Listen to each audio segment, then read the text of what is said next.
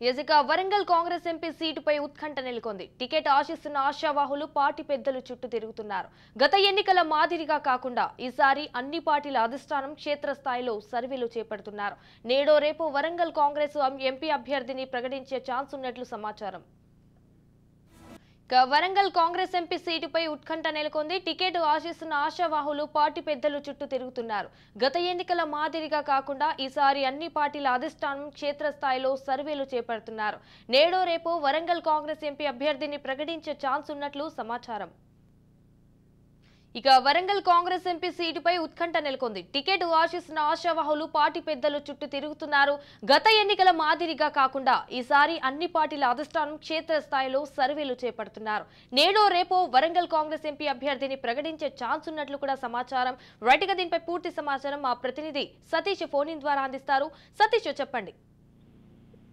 Sanjana, Warangal Congress MP seat పైన ఉత్కంఠ కొనసాగుతూనే ఉంది. ఇప్పటి వరకు ఆ సీటుకు సంబంధించి 45 మంది దరఖాస్తు చేసుకోగా ప్రధానంగా 4 అభ్యర్థుల కోసం కాంగ్రెస్ పార్టీలో ఉన్నటువంటి నాయకులు పట్టుబడుతున్నారు. తమకు సంబంధించినటువంటి అభ్యర్థికి టికెట్ కేటాయించాలంటూ ఒక్కో వర్గానికి చెందినటువంటి నాయకులు పట్టుబడుతున్నటువంటి పరిస్థితి అయితే ఉంది. కాంగ్రెస్ అధిష్టానం చుట్టూ కూడా ఆశావాహులు ప్రదక్షిణలు చేస్తున్నటువంటి పరిస్థితి ఉంది. మొత్తానికి ఆ పార్టీకి సంబంధించినటువంటి అధిష్టాన పెద్దలను ప్రసన్నం చేసుకునేందుకోసం ఆ పార్టీ పెద్దల చుట్టూ ప్రదర్శన చేస్తున్నటువంటి నాయకులు తమకే టికెట్ అంటూ భావాన్ని వ్యక్తం చేస్తున్నటువంటి పరిస్థితి. ఇప్పటికే కాంగ్రెస్ పార్టీ తీవ్ర క్షేత్రస్థాయిలో సర్వేలు నిర్వహించుకుంటూ తమ అభ్యర్థిని ఎంపిక చేసేటువంటి పనిలో పడగా ఇటు పెద్దలను ప్రసన్నం చేసుకునేటువంటి పనిలో అభ్యర్థులు పడ్డారు. ఇప్పటికే బీఆర్ఎస్ పార్టీ తన అభ్యర్థిగా కడియం కావ్యను ప్రకటించారు. బీజేపీ అభ్యర్థిగా ఆరూరి రమేష్ ను ప్రకటించారు.